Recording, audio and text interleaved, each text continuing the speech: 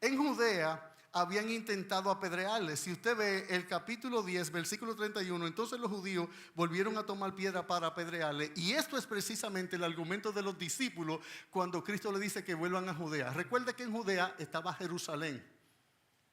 Y en Jerusalén es donde Cristo va a morir. Aquí faltan semanas para la crucifixión de Cristo en este evento. Semanas ya para la crucifixión de Cristo en este evento.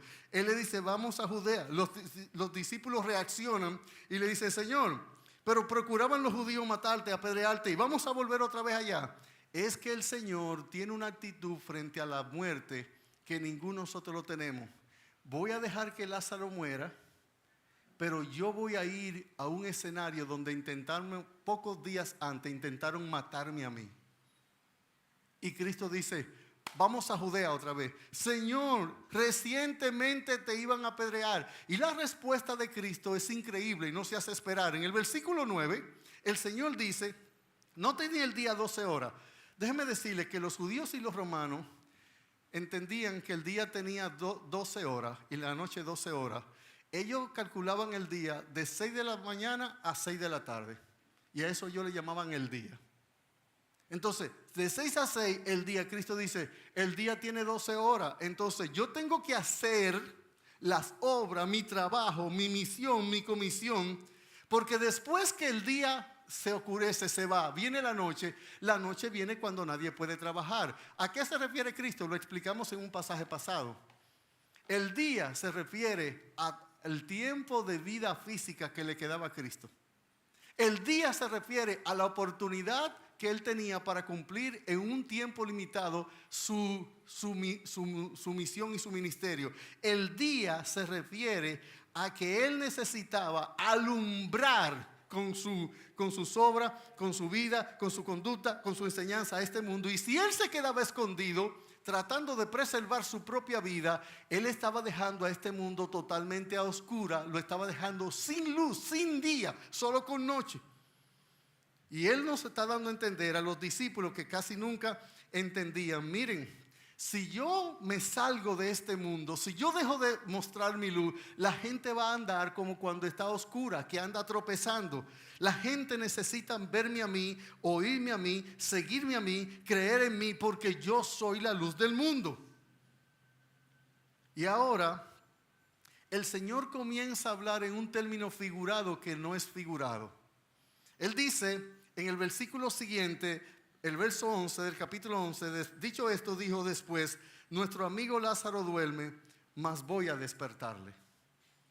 ¿Lázaro estaba durmiendo? No, Lázaro estaba muerto. ¿Lázaro estaba durmiendo? Sí, porque para Cristo resucitar un muerto es lo mismo que usted llame a una gente durmiendo. Por tanto, Cristo estaba diciendo una verdad en dos sentidos. Si usted me pregunta, él se lo dice claramente que ya que Lázaro ha muerto en el versículo 14. Entonces Jesús le dijo claramente, Lázaro ha muerto. Por tanto, cuando él le dice que Lázaro duerme, no está mintiendo. Porque Lázaro, al llamado de su voz, va a salir de la tumba, pero Lázaro realmente había fallecido hacían varios días. Varios días que esto había acontecido. Note, entonces, mis hermanos, ¿cuál es la actitud de Cristo frente a la muerte? Tanto pensando en Él como pensando en cualquier otro. La actitud de Cristo frente a la muerte es totalmente diferente a la actitud que los seres humanos manejamos. Para nosotros la muerte es pánico, es un pasaje de ida sin regreso, es lo peor que nos puede ocurrir, es el juicio más duro de Dios, es ya perder toda oportunidad, es perder toda esperanza, es no volver a ver a nuestro ser querido, es donde todo se acaba, es donde ya no tiene más vuelta atrás. Para el Señor no. Eso no es lo que representa la muerte para el Señor. Para el Señor la muerte, alguien muerto está durmiendo y puede despertar. Para el Señor la muerte física es el puente más directo a la verdadera vida o a la verdadera muerte. La muerte física es una puerta directa a la eternidad que te encuentra con la vida eterna o con la real muerte eterna, que es la muerte espiritual. Y Cristo así lo trataba.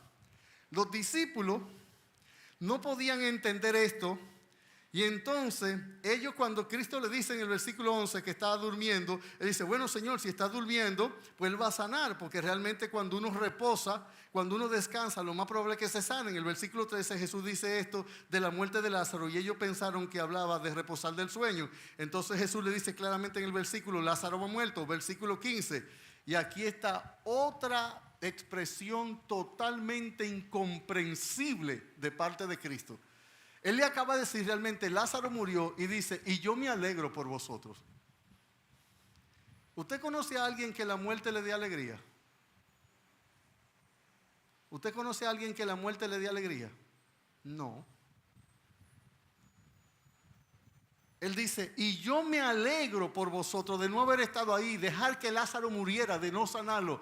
¿Necesitaba Cristo ir hasta Betania para sanar a Lázaro? No. Vamos a ver más adelante que Cristo no necesitaba estar físicamente en el lugar para él sanar a alguien.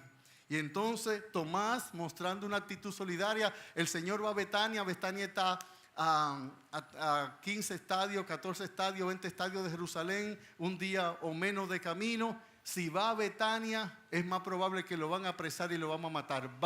Lo van a matar. Vamos nosotros para que muramos también con él.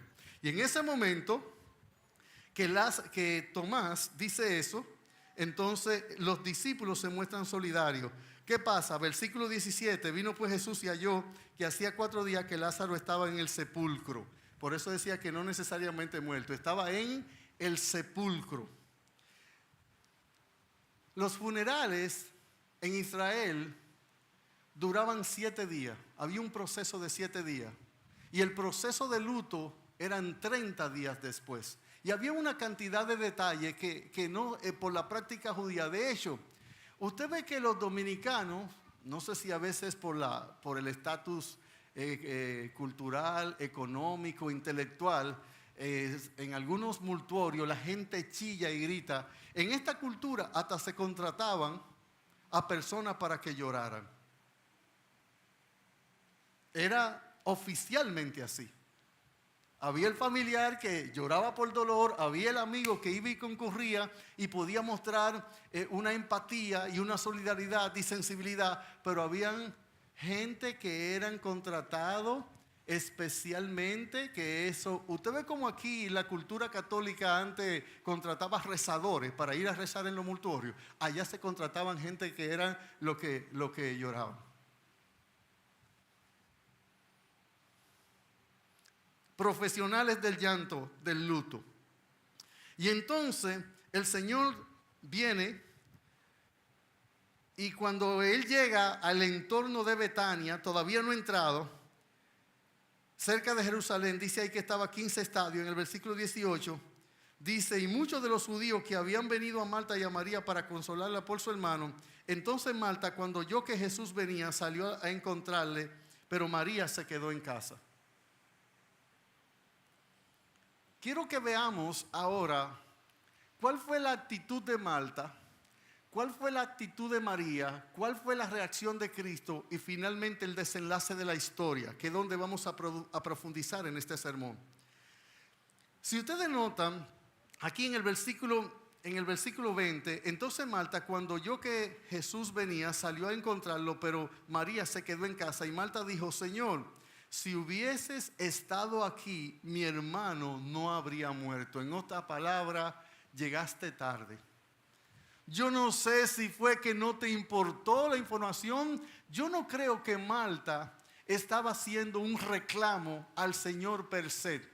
Ella estaba mostrando su confianza de que si Cristo hubiera estado ahí, Él tenía poder para sanarlo. Porque de hecho, ¿qué hacen ellos? ¿Qué hacen parte de las personas que estaban ahí en el versículo 37? Cuando dicen, y algunos de ellos dijeron, ¿no podía este que abrió los ojos al ciego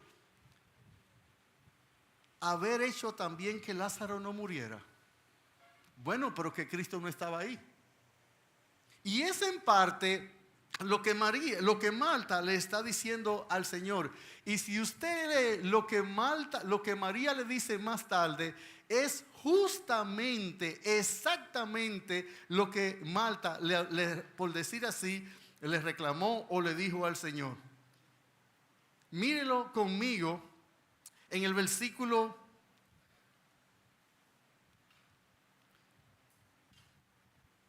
Mire el versículo 32. María, cuando llegó a donde estaba Jesús, al verle, se postró a sus pies diciéndole: Señor, si hubieses estado aquí, mi hermano, no habría muerto mi hermano.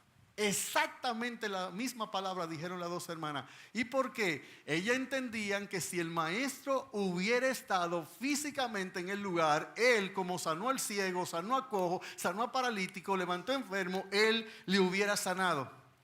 Ahora, esta expresión es sincera pero equivocada. ¿Por qué tanto María como Marta estaban equivocadas cuando le dicen: si tú hubieras estado aquí, mi hermano no hubiera muerto? Porque Cristo no necesitaba estar en el lugar para sanar a alguien. Si usted viene conmigo, mire Juan capítulo 4. ¿Necesitaba Cristo trasladarse o estar físicamente en un lugar para sanar a alguien? Claro que no. Claro que no. Nada que ver. Cristo no necesita estar en un lugar para sanar físicamente a alguien. Dice, por ejemplo, Juan capítulo 4, versículo 45, cuando vino a Galilea, los galileos le recibieron, habiendo visto todas las cosas que había hecho en Jerusalén en la fiesta, porque también ellos habían ido a la fiesta. Vino pues Jesús otra vez a Caná de Galilea, donde había convertido el agua en vino, y había en Capernaum un oficial del rey cuyo hijo estaba enfermo. Cuando oyó que Jesús había llegado de Judea a Galilea, vino a él y le rogó que descendiese y sanase a su hijo que estaba a punto de morir. Entonces Jesús le dijo: si no viereis las señales y prodigios, no creeréis. Y el oficial del rey le dijo: Señor, desciende antes que mi hijo muera. Jesús le dijo: ve, tu hijo vive. Y el hombre creyó a la palabra que Jesús le dijo y se fue. Y cuando ya él descendía, sus siervos salieron a recibir y le dieron nuevas diciendo: tu hijo vive. Entonces él le preguntó: ¿a qué hora había comenzado a estar mejor? Y le dijeron: ayer a las 7 le dejó la fiebre. El padre entonces entendió que aquella era la hora en que Jesús le había dicho: ve, o tu hijo vive. ¿Necesitaba Cristo estar junto con Lázaro para sanarle? No. Si usted va a Mateo capítulo 8, versículo 5, hay un centurión que le dice al Señor: no entres a mi casa, tan solo di la palabra a la distancia y mi siervo sanará. El Señor dijo la palabra y el siervo sanó. En otras palabras, mucho de nuestro sufrimiento, muchas de nuestras tristezas, muchas de nuestras angustias, de nuestras ansiedades son el resultado de no conocer correctamente al Dios al cual servimos. Hermano, no diga que en tu vida ocurrió tal cosa porque fulano no hizo tal o mengano no hizo tal, como si el Señor no pudo haberle impedido, como si al Señor se le escapó, si le faltó sabiduría, si le faltó soberanía, si le faltó poder, si le faltó sensibilidad. No, siempre hay un propósito, con un plan, con una mente que está dirigiéndolo todo para nuestras vidas. El argumento de Marta y María realmente es teológica, bíblicamente incorrecto. Cristo no necesita estar físicamente en un lugar para él hacer lo que es. Su poder no está limitado ni al espacio, ni al tiempo, ni a la circunstancia. Así que cuando ellas le argumentan a Cristo: si hubieras estado aquí, ese es más un corazón dolido, un corazón que piensa que hay una oportunidad perdida, un corazón que piensa que el Señor se tardó demasiado, pero no es así. Ahora, siguen notando esto. Me interesa ver las dos formas en que Cristo consoló a Marta y a María. A Marta, el Señor lo que hace es que argumenta con ella. Y note que las dos le dieron la misma razón. Si hubieras estado aquí, mi hermano no habría muerto.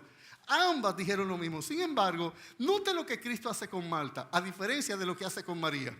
Dice aquí, en el versículo 22, Marta expresa su fe y dice: mas también sé ahora que todo lo que pidas a Dios, Dios te lo dará. Jesús le dijo: tu hermano resucitará.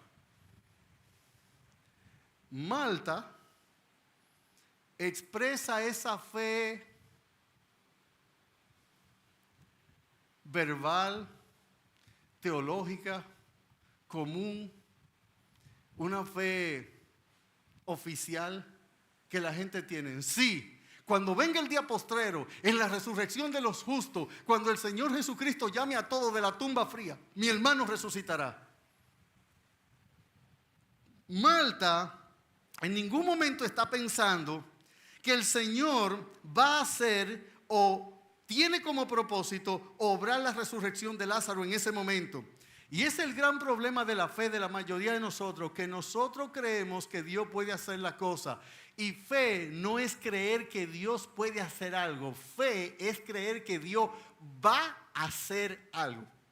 Es muy fácil decir que Dios puede hacer todas las cosas y no ejercer fe para que Dios haga lo que tú necesitas en el momento.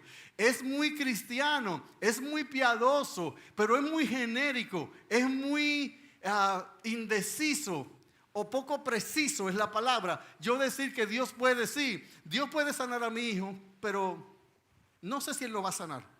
Dios puede darme un trabajo, pero no sé si me lo va a dar. No.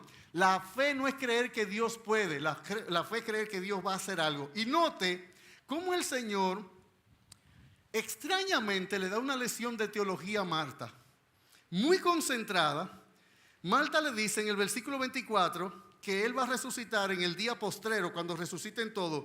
Jesús le dice, mira Marta, yo soy la resurrección y la vida, yo. Y el que es la resurrección y la vida está aquí presente.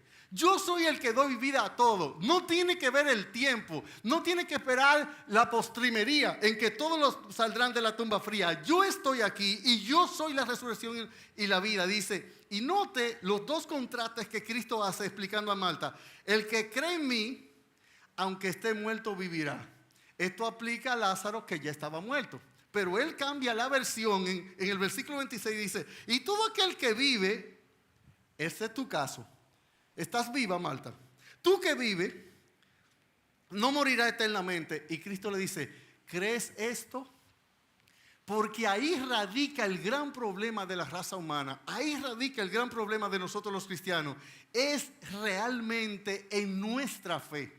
Más que nuestras debilidades, más que nuestros pecados, más que nuestro hierro, más que nuestra ignorancia. El problema de nosotros es el problema de de todos los hombres, que es nuestra débil fe, nuestra poca fe o nuestra no real fe. Y el Señor le dice a ella, después de decir su quinta afirmación, su quinto yo soy.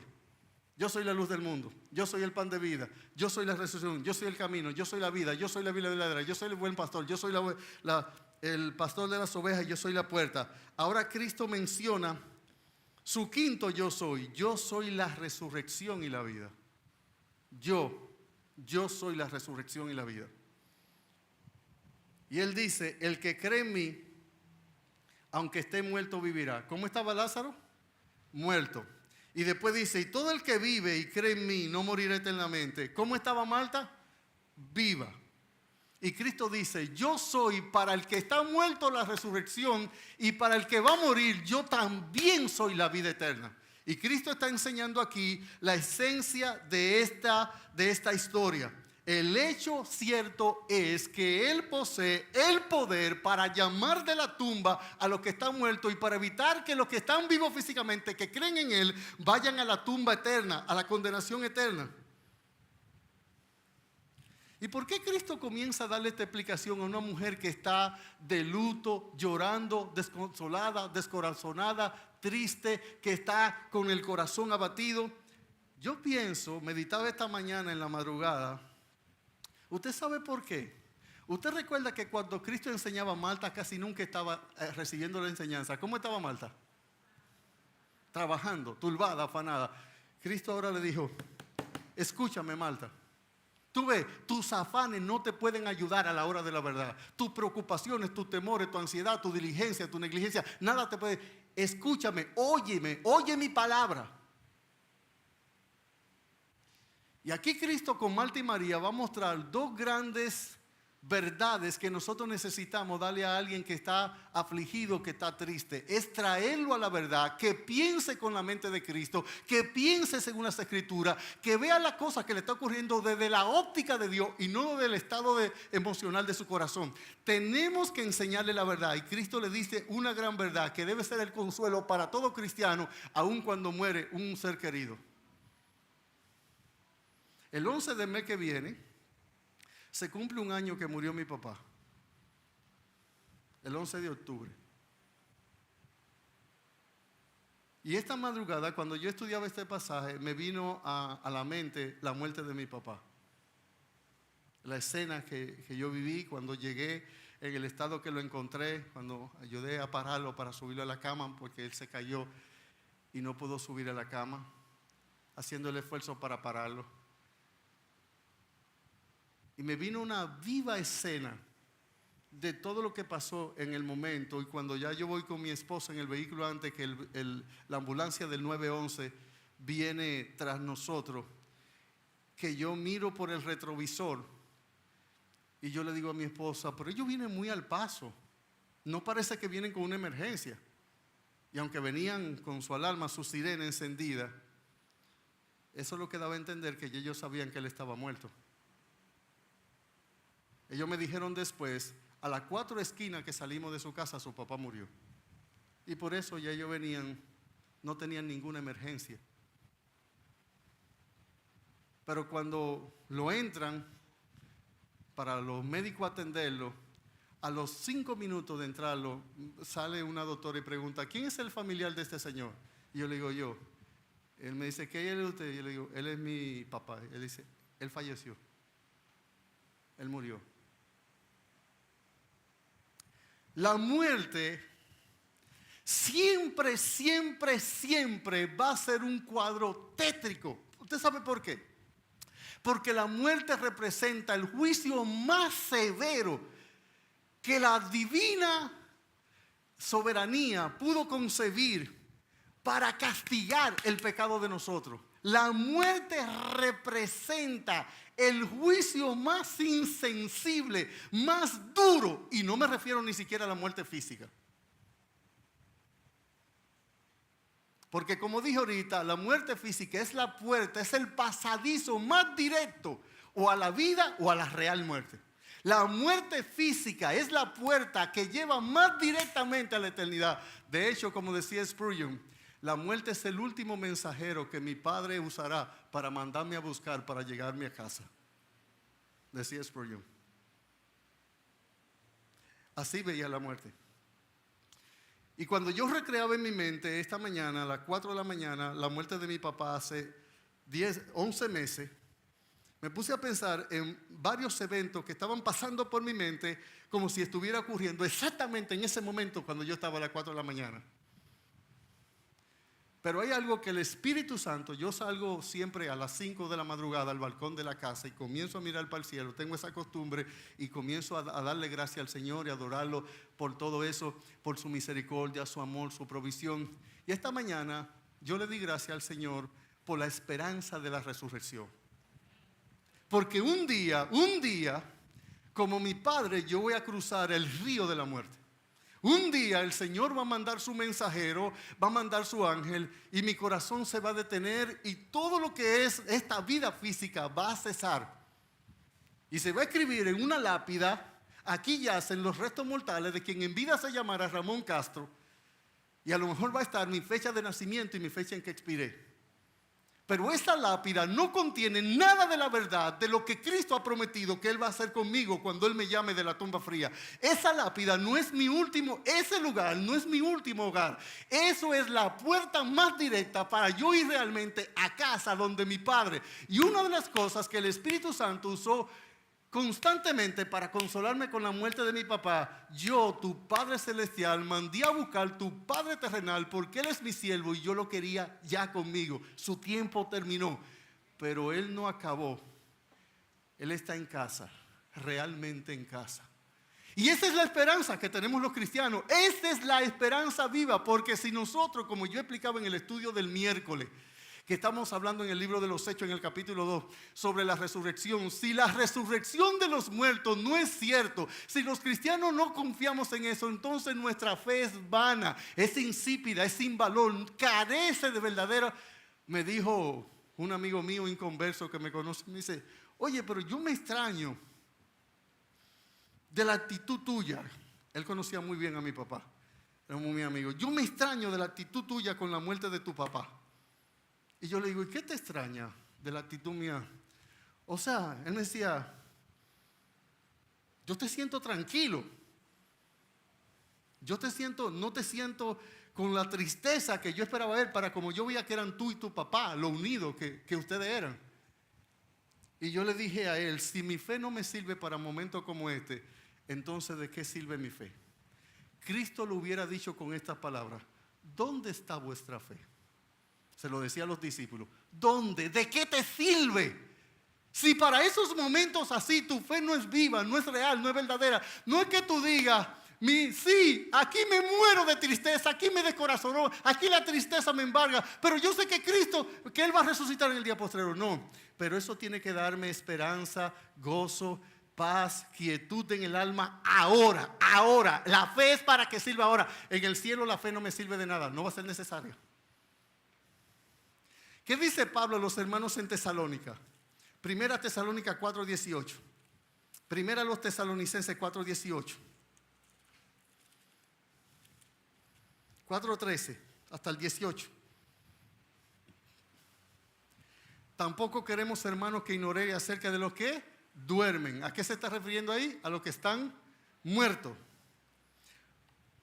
Pablo dice, no ignoren acerca de los que están muertos.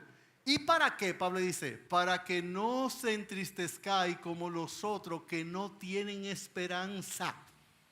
Si la Biblia no nos da esperanza, si sus promesas no nos dan confianza, en momentos como estos, ¿de qué nos sirve? ¿Cuál es realmente nuestra fe?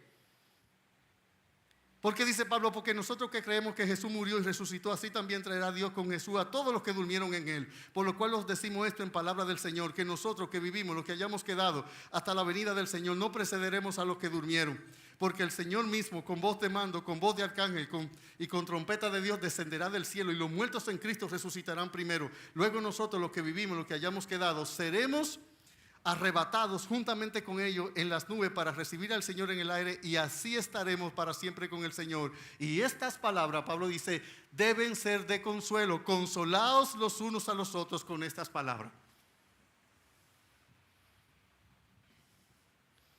Ahora, es difícil volverse racional en un momento de dolor.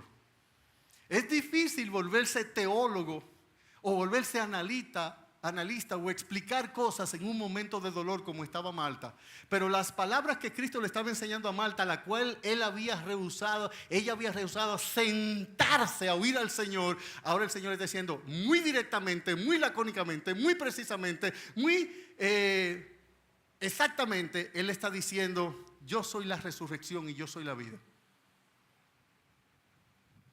Si cambiamos de escena y dejamos a Marta con Jesús, y usted viene conmigo otra vez a Juan capítulo 11, ahora veamos un cambio de lo que el Señor hace en este momento. Mire Juan capítulo 11, vuelva conmigo a la historia.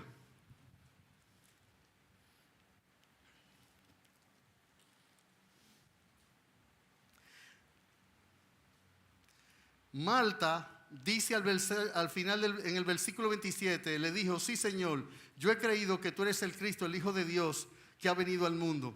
Y habiendo dicho esto, fue y llamó a María su hermana, diciéndole en secreto, el maestro está aquí y te llama. Ella cuando lo oyó se levantó de prisa y vino a él. Y Jesús todavía no había entrado en la aldea, sino que estaba en el lugar donde Marta le había encontrado.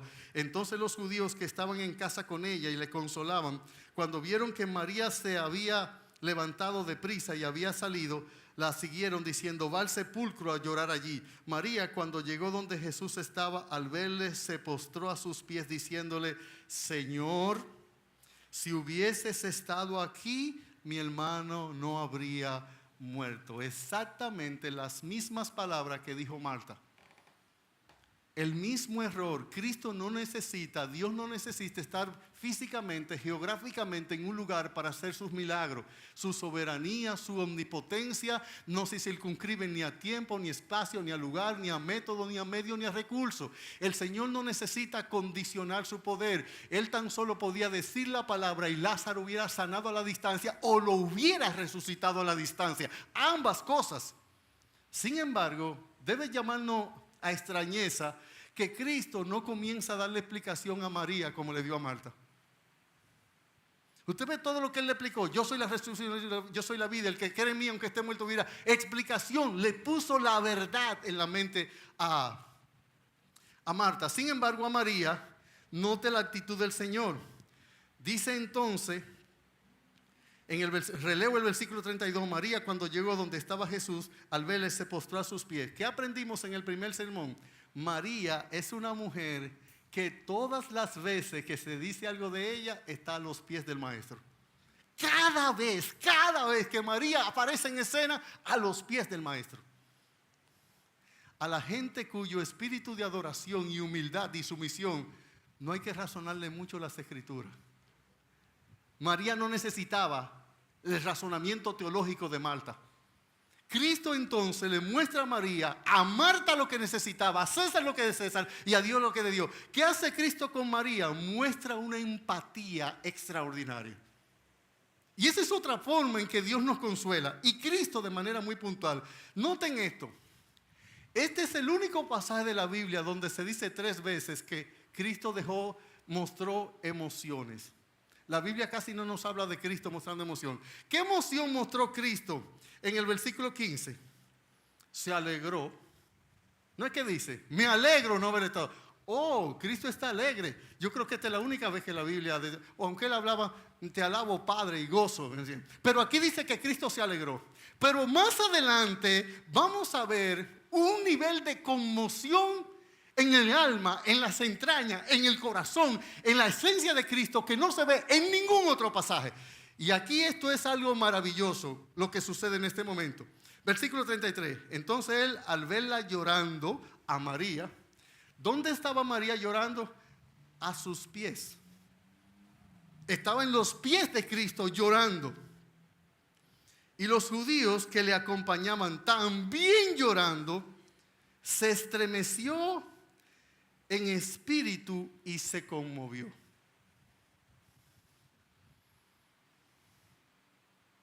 Esas palabras que Reina Valera usa para describir las emociones que Cristo experimentó en lo más profundo de su ser, no le hacen justicia a lo que sucedió, a lo que Cristo sintió. De hecho, parece que aquí, note, Juan, inspirado para el Espíritu Santo, luego dice 2 cosas más. En el versículo 35, el versículo más corto de la Biblia, Jesús lloró. Pero mire por favor lo que dice el versículo 38. Jesús, profundamente conmovido otra vez. Bueno, aquí al decir otra vez, está dando por sentado que él estuvo profundamente conmovido en lo que nos dice a nosotros en el versículo 33, donde dice que él se estremeció en su espíritu y se conmovió. La palabra griega que aparece aquí para conmovido o estremecido es una palabra que todas las veces que aparece en el Nuevo Testamento es para referirse a alguien que está airado, no triste. ¿Usted me está escuchando lo que le estoy diciendo? Esta palabra que aparece aquí en Juan capítulo 11, en el versículo 33 y en el versículo 38, donde dice conmovido o profundamente conmovido, todas las veces que aparece en el Nuevo Testamento, aparece para alguien que está airado, molesto, que no era el caso aquí. Algunos estudiosos dicen sí, Cristo estaba molesto porque muchos de los judíos que le acompañaron estaban llorando hipócritamente. Recuerde lo que le dije ahorita, que se contrataban personas para llorar. Otros dicen, Cristo se molestó por la incredulidad de ellos. Ese argumento puede que tenga mucho sentido. En el alma de Cristo convergieron juntamente una profunda tristeza con un profundo enojo que le hizo un shock en el alma. La pregunta es, ¿y qué motivación puede tener Cristo en una escena como esta, desgarradora? Alguien a quien ama muerta, su hermana le había reclamado a Marta que no estuvo allí a la hora indicada, en el lugar indicado, en el momento indicado. María le reclamó lo mismo, pero María está a los pies de él llorando, y esta mujer cada vez que aparece está a los pies, cogió el alabastro, con su cabello secó los pies del maestro, ella está llorando, los judíos que le acompañan están llorando, y Cristo siente un gran nivel de tristeza con un gran nivel de enojo. ¿Por qué la tristeza? ¿Porque Lázaro había muerto? No lo creo. Faltaban instantes para él resucitarlo. Y él lo sabía. Yo creo que este versículo revela una de las cosas más preciosas de Dios hecho carne. Los griegos decían que Dios no tenía sentimiento, porque si Dios tenía sentimiento, podían pasar circunstancias que movieran los sentimientos de Dios y que Dios podía perder su control, que Dios era un ser circunspecto, un ser con autocontrol, con una mente psicorrígida, que Dios no estaba expuesto a emociones. Yo creo que en este versículo Cristo muestra un nivel de empatía con la tristeza de Marta y de María increíble. Y esto debe traernos a nosotros los cristianos un gran consuelo y una gran esperanza. Cuando la Biblia dice en Hebreos capítulo 4, versículo 15, que no tenemos un sumo sacerdote que no pueda compadecerse de nuestras debilidades, sino uno que fue tentado en todo según nuestra semejanza, la palabra griega que usa allí se refiere, cuando dice compadecerse, no es que yo veo, por ejemplo, a Jenny o a Jessica o a Laura o a Marcel o a él que están sufriendo y mis entrañas se muestran empáticas con su dolor y se muestran sensibles y yo me identifico y muestro simpatía y empatía. La idea de Cristo es que cuando tú estás sufriendo porque alguien te está golpeando la mano, no es que el corazón de Cristo es conmovido emocionalmente a tratar de identificarte de su dolor, sino que Cristo mete su mano para él experimentar de manera vivencial el mismo dolor que tú estás experimentando. ¿Usted entiende lo que yo acabo de decir? Es que cuando Cristo se encarnó, Cristo humanado, Él es tan capaz de sentir mi dolor que Él realmente... Ahora, ¿cómo puede el autor de la vida, el que dijo hace segundos atrás, minutos atrás, yo soy la resurrección, yo soy la vida, mostrar tanto dolor por el dolor de alguien, de una hermana por su hermano muerto, si Él lo va a resucitar? Porque el hecho de que Cristo sea omnisapiente, omnipotente, omnipresente, no le quita la sensibilidad de identificarse con mi dolor. Cuando nosotros tenemos una posición como seres humanos, se nos hace muy difícil entender la posición contraria. Una persona que es muy ilustre, muy educada, con mucho conocimiento, se le hace muy cuesta arriba entender a un no letrado. Si es una persona que tiene cualidades, virtudes, se le hace muy difícil entender al vicioso. Si es una persona muy recta, se le hace muy difícil entender al que se ha corrompido. Ese no es el caso del Señor. Él se conmovió. Sus entrañas, la idea es que las entrañas de Cristo se agitaron dentro de él cuando ve a María llorando y a los judíos llorando también. El nivel de empatía, de simpatía, de solidaridad, de identificación, de sensibilidad, el nivel de hacerse uno como sacerdote de Cristo es increíble con nosotros. Cuando nosotros estamos pasando por momentos difíciles, nada más saber que hay alguien que nos entiende, nos da un nivel de paz. Cuando nosotros sabemos que existe una persona a nuestro lado. Yo recuerdo un hermano que pasó en George. Él vivía en Buenavista Norte y parte del techo de su casa era de madera. Se despegó por completo y cayó sobre su carro, que precisamente era bastante nuevo. Tenía menos de un año. Se lo había sacado de cajeta. Sus muebles se dañaron por el agua, su carro estuvo dañado, pasaron por un momento muy difícil. Y un hermano de esta iglesia fue y se sentó con ellos allí en la casa, a ellos decirle cómo se sentían. Y ellos después dieron testimonio de cómo el hecho de que el hermano no dijo nada, parece que era mudo. No dijo nada, tan solo los escuchó. Y pasaron un par de horas y ellos hablaron y se desahogaron. Y ellos agradecieron eso como si ese hermano le hubiera dado una esperanza, una promesa, si le hubiera dado dinero para ayudar a resolver. Ellos hablaban de ese acto como algo que ellos les descargó el alma. En todo tiempo, ama el amigo. Y es como un hermano en tiempos de angustia. El Señor tiene la capacidad de entender en lo más profundo como Dios por omnisciencia, como humano por vivencia, por experiencia, por similitud, vivencia. No tenemos un sumo sacerdote que no pueda compadecerse de nuestras debilidades, sino uno que fue tentado en todo. A veces usted está explicándole algo a alguien y usted le dice, ¿tú me entiendes? Pero el tú me entiendes no es, tú puedes interpretar el significado de tu palabra, sino tu corazón puede experimentar lo que yo estoy sintiendo con la palabra que yo te estoy diciendo. Eso es lo que nosotros estamos diciendo. No es tú me entiendes como si yo te estoy hablando en chino o en mandarín y que tú hablas japonés y dices, no, tenemos código diferente de comunicación. Tú me entiendes, tu corazón es capaz de experimentar, de sentir, de ser sensible, lo mismo que yo siento por lo que te estoy contando que estoy viviendo. Eso es lo que significa tú me entiendes. Jesús lloró. Verso 35. Ahora, si vamos a ser fiel al texto,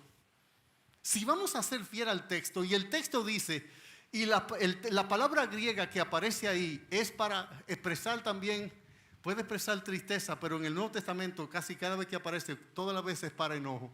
¿Por qué estaba enojado Jesús? Yo creo que hay 2, 3 razones por las cuales Cristo puede estar enojado en un escenario como este. Porque de otra manera carece de sentido común, de lógico, racional. Este no era un momento para reclamar nada. Este no era un momento para exigir nada. Este era un momento para ser empático, solidario, sensible, simpático con el dolor. Y Cristo lo fue. Lloró. De hecho, cuando dice que Cristo lloró, la expresión griega es gimió. Y el gemir se toma aquí como un quejido que sale del alma muy profundamente y no necesariamente tiene una expresión muy audible. Es como si Cristo estuviera tratando de usar autocontrol, dominio propio, de decir a sus emociones, tranquila. Pero llega un momento, estoy hablando entre comillas, que Cristo no puede controlar y la tristeza le sale del alma. Lágrimas y un quejido. Yo siempre que trato de ilustrar el gemido, ilustro a una mujer dando parto, cuando está pujando para que un hijo nazca. Es interesante, la que lo han hecho, pues ok, pero si no usted ver cuando se graban en esas salas las parturientas, cuando la mujer puja, cuando dice Romanos 8 que la naturaleza gime, que el espíritu gime y que los creyentes gemimos, eso fue lo que hizo Cristo, un lloro, un dolor profundo del alma. ¿Y por qué se enoja Cristo?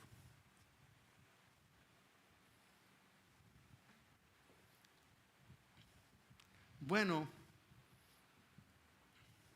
¿cómo estaban toda la gente que fueron a acompañar a Marta y a María llorando, todos los judíos, verdad? Dice la Biblia. Explíqueme, por favor, alguien aquí muy entendido en la materia, que me explique el versículo 46 de este capítulo. En el versículo 45 está lo que Cristo había dicho. Esta muerte es para la gloria de Dios. ¿Y qué hizo al mostrar su gloria en la resurrección? Mostrando que es la resurrección de la vida, que muchos creyeron en ¿quién? En Él. Versículo 45. Versículo 46. Pero algunos de ellos fueron a los fariseos y le dijeron lo que Jesús había hecho para que hicieran un complot para matar a Jesús. Explíqueme eso. Ustedes no vinieron para consolar a Marta y a María por la muerte de su hermano, y yo los resucito, y ustedes van donde la autoridad religiosa para que hagan un complot para matar. Más adelante el complot es para matarlo a los dos, si usted ve. ¿Qué había en el corazón de esta gente entonces? Hipocresía. Hipocresía. Yo creo que el corazón de Cristo se molestó, se airó también por el hecho de que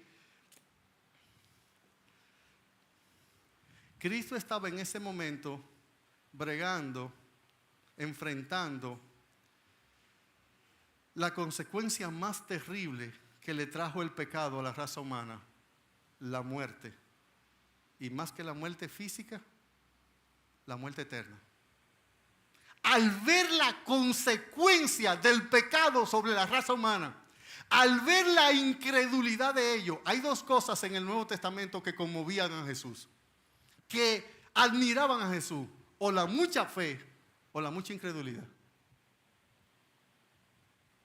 Esas dos cosas sorprendían y estremecían a Cristo. Y es increíble el grado de incredulidad, porque Cristo había resucitado dos personas antes.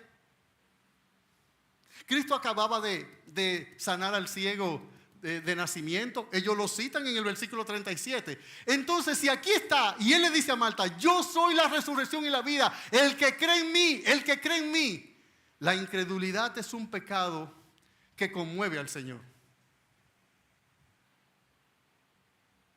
Y por eso, amigo que estás aquí en esta mañana, y amigo que nos ves a través de YouTube, a través de la internet, de las redes sociales, lo que fuere, tu gran problema, nuestro gran problema, no es que un familiar muere o enferme o necesidad económica o necesidad familiar. Tu gran problema no es la pandemia. Tu gran problema no es que perdiste el trabajo. Esos son nimiedades con relación a tu verdadero y a nuestro verdadero problema. Nuestro gran problema es que hemos sido incrédulos a esta palabra que el Señor nos ha mostrado a través de nuestra vida por muchos medios, de muchas formas y de muchas maneras, que Él existe, que Él es real, que Él murió, que Él resucitó, que Él volverá y que Él te quiere salvar. Y aún así tu corazón permanece frívolo. Y cuando tú lloras por la muerte de alguien que murió físicamente, ignorando que la muerte física es el pasadizo más directo a la vida eterna o a la muerte eterna, eso hace que Cristo llore y se aire. Llore, sensibilizado, conmovido, compasivo, tierno, proclive, sencillo, amante, misericordioso, por querer quitar tu gran mal, el mal de todos los hombres, la incredulidad y la condenación eterna. Pero cuando nosotros, teniéndolo a Él a la mano como Salvador, como Redentor, como aquel que da la vida y da la vida eterna, entonces le rechazamos y queremos mostrar mucho dolor ante la muerte física, que es una pequeñísima caricatura de la muerte eterna.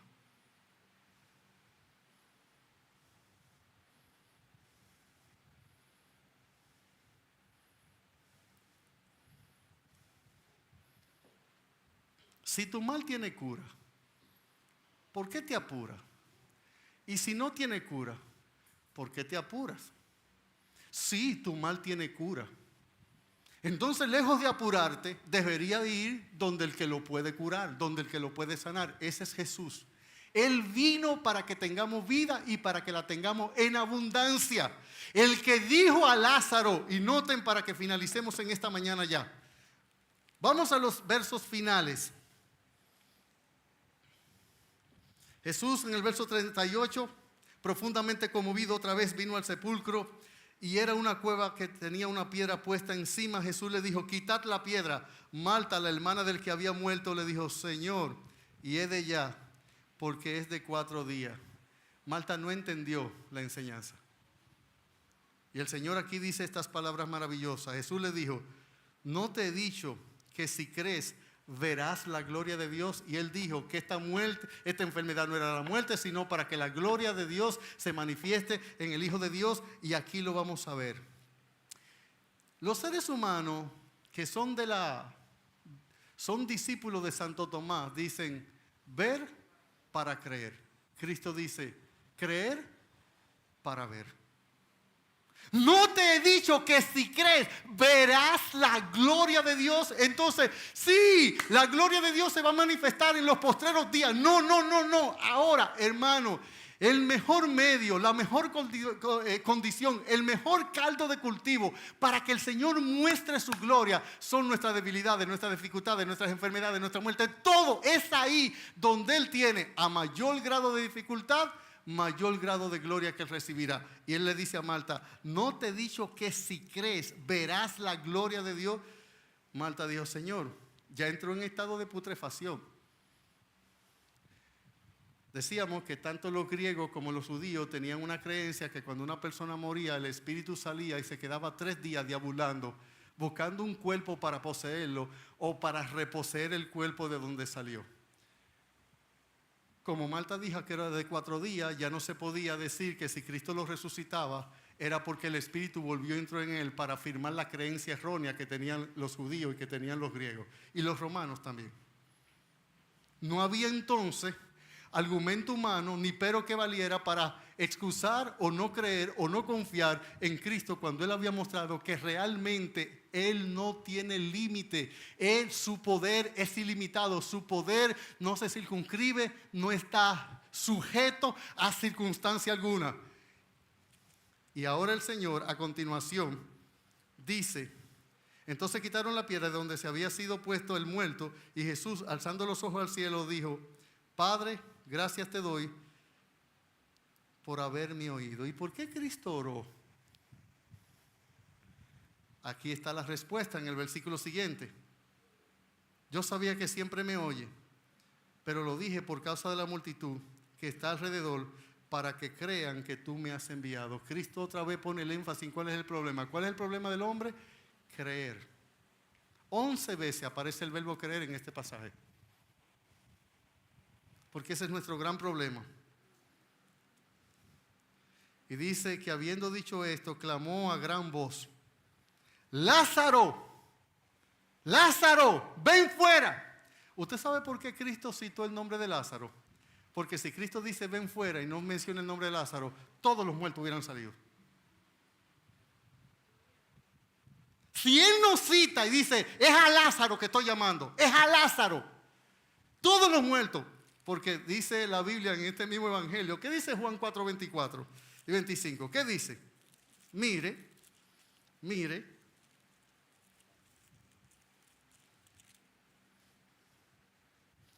de cierto os digo, el que oye mi palabra y crea el que me envió tiene vida eterna y no vendrá condenación, mas ha pasado de muerte a vida. De cierto os digo que viene la hora, y ahora es, cuando los muertos oirán la voz del Hijo de Dios, y los que lo oyeron vivirán. ¿Cuáles muertos no iban a oír cuando Él dijo ven fuera? Si Él no menciona a Lázaro, salen todos al mismo tiempo. Pero donde Él se iba a glorificar, lo que el Padre le plugo, lo que había preprogramado, preconcebido, preprogramado, teledirigido desde la eternidad. ¿Sabe qué era? Lázaro, Él es mi propósito. En Él se va a manifestar mi gloria. En Él yo voy a mostrar mi amor, mi bondad y mi capacidad de traer a la vida. Conozcamos al Dios al cual servimos. El Señor no está limitado por tiempo y espacio. No, Señor, si hubiera estado aquí mi hermano no hubiera muerto. No, que si mi papá no hubiera hecho tal cosa. No, que si mi mujer no hubiera hecho tal cosa. No, que si mi jefe. Nada de eso, nada que ver. Tu problema no es tu jefe, ni tu papá, ni tu mamá, ni tu enfermedad, ni tu salud, ni tu trabajo. Tu problema es mi problema, y nuestro problema es la incredulidad.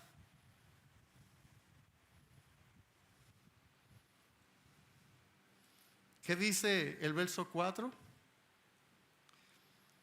Esta enfermedad no es para muerte, sino para la gloria de Dios, para que el Hijo del Hombre sea glorificado por ella. Resultado de la manifestación de su gloria, versículo 45.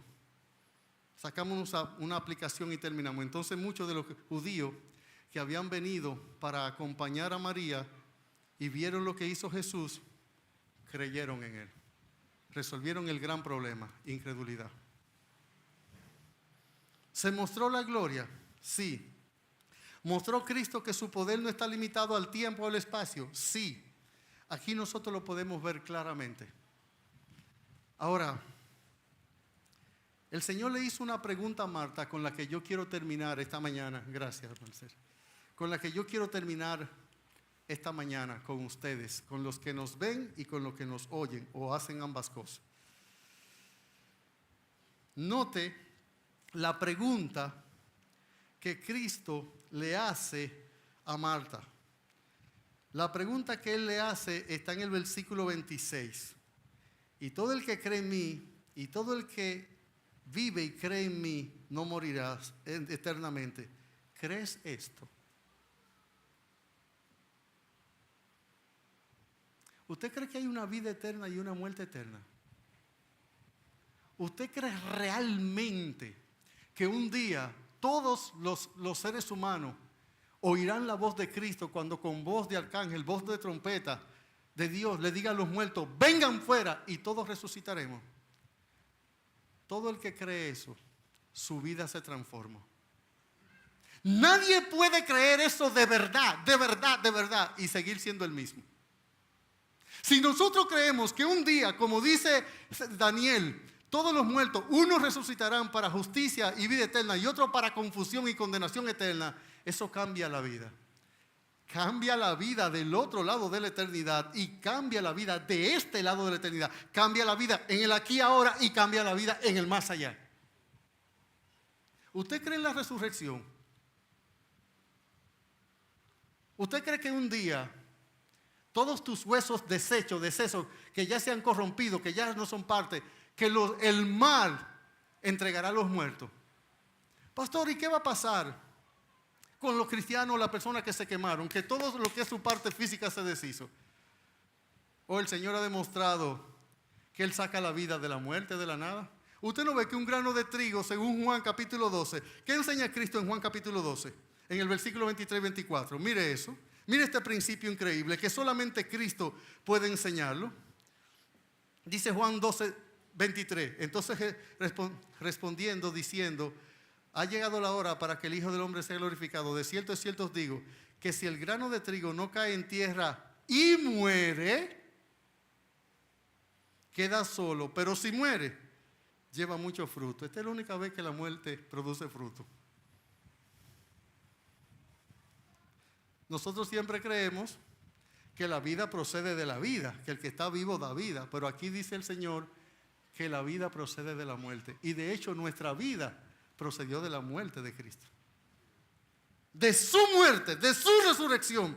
La pregunta es, ¿usted cree en la resurrección? Yo le dije el sermón pasado que evangelizando en la Avenida Libertad, una persona que ni me dejaron entrar a su casa, yo le hablé de que un día compareceríamos ante el tribunal de Cristo para que diéramos cuenta de lo que hicimos en el cuerpo, sea bueno o sea malo. Y cuando yo le hablé de la resurrección, otra persona que estaba en la habitación dijo, ¿qué usted dijo?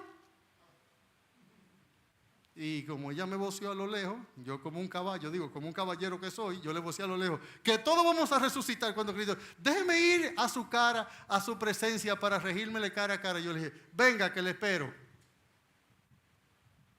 Ella no fue. Todavía la estoy esperando.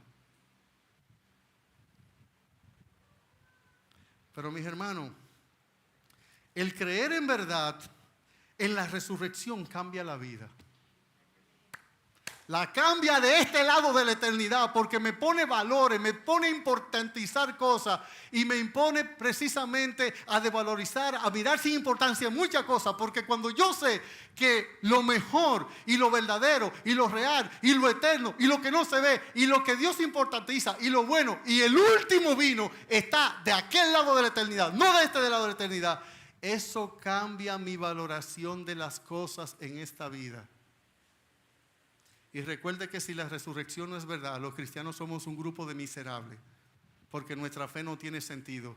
Pero porque Él vive, nosotros también viviremos.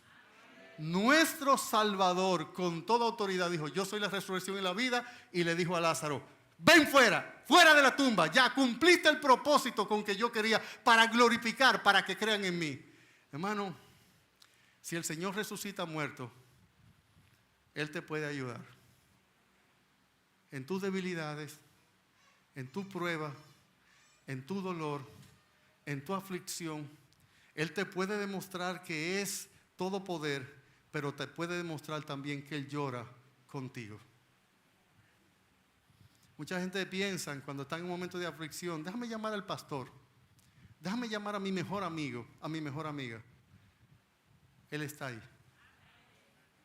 Y aquí yo estoy con vosotros todos los días hasta fin del mundo. Resucitado con poder, humanado, porque no tenemos un sumo sacerdote que no pueda compadecerse de nuestras debilidades. Sus entrañas también se conmueven, su corazón también se duele. Él está contigo, Él ha prometido, Él no nos dejará. Vamos a orar. Padre nuestro, gracias Señor. Gracias por verdades tan gloriosas y tan preciosas como esta que acabamos de ver acerca de nuestro precioso y bendito Salvador. Gracias te damos porque tu poder o su poder no está limitado al espacio o al tiempo, a las circunstancias. Pero gracias te damos porque aunque eres un Dios todopoderoso, no eres insensible a nuestra debilidad, sino que te compadeces de nosotros. Tienes la ternura y la bondad de también caer con nosotros y aún cayendo allí, levantarnos a nosotros. Ayúdanos a tener una confianza. Aleja el pecado terrible, el pecado grosero de la incredulidad de nuestras vidas. Yo sé que nuestros problemas no son nuestros problemas, son tuyos. Tú los has programado, tú los has orquestado, tú los has planificado de una manera sabia, amante, soberana, todopoderosa, de una manera perfecta, con un plan, con un propósito, con tu gloria por el medio, nuestro bien eterno como objetivo. Ayúdanos, Señor, a contestar a la pregunta de Cristo a Marta: ¿crees esto? Y decir: sí, Señor. Lo creo y lo creo con todo mi corazón. Lo creo y lo creo con toda convicción. Lo creo y lo creo con toda pasión. Lo creo y lo creo con todo el corazón. Lo creo y lo creo con todo mi ser. Y ayúdanos, Señor, a caminar a la luz de la fe en un Dios que no falta, no falla, que es fiel, que es benigno, que es misericordioso, compasivo y todopoderoso y amante. Bendice esta congregación aumentando nuestra fe. Ayúdanos a crecer en la certeza, en la esperanza, en la confianza en ti. Ayúdanos a aferrarnos a las promesas de las Sagradas Escrituras. Ayúdanos a no dejar a Cristo ni en la cruz ni en la tumba. Ayúdanos a verlo con los ojos de la fe en el aquí y en el ahora. Ayúdanos a ver lo que Él no se retrasó cuando caímos en tal enfermedad, que Él no se retrasó cuando perdimos el trabajo, que Él no se retrasó cuando nos acusaron injustamente, que Él no se retrasó cuando nos han provocado el dolor que tenemos, o por nuestra falta o por la maldad de otro. Que tú nunca has dejado de estar ahí y que no necesitas estar, pero que siempre estás, Señor. Ayuda a los amigos que nos ven y que nos oyen y nos escuchan y aquí presente a entender, Padre, que tú eres un Salvador, que Cristo es su Salvador, que murió y resucitó y volverá.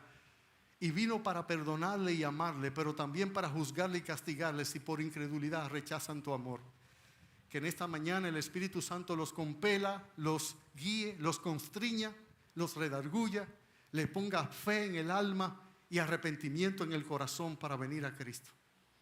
Gracias, Padre, gracias por Jesús, gracias porque esperamos que un día Él volverá, un día en la nube volverá por nosotros. Y tu iglesia te espera y tu iglesia dice: sí, ven, Señor Jesús. Pero entre tanto que vienes por nosotros, vamos a ti.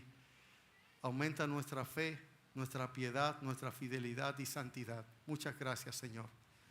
En el nombre de Cristo Jesús oramos. Amén.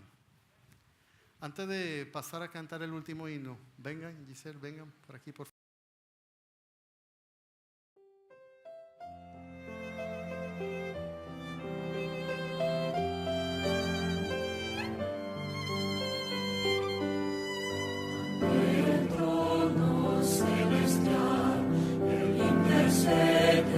Hoy por mí, gran sacerdote es Jesús, quien por siempre vivirá, y en sus manos por su amor, mi nombre ya grabado está, y mientras en el cielo esté, nadie de él me apartará, nadie de él me